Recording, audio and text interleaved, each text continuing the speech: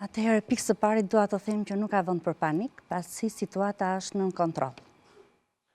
Janë marrë të gjitha masat në mënyrë të menjëhershme.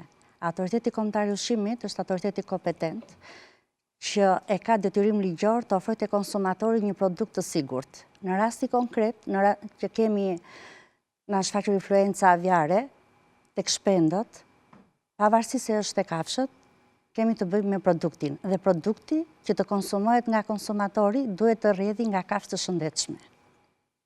Autoriteti kombëtar i ushqimit në datën 2 mars 2025 është njoftuar nga Autoriteti Kombëtar i Veterinarisë dhe Mbrojtjes së Bimëve për një mortalitet të shpendëve.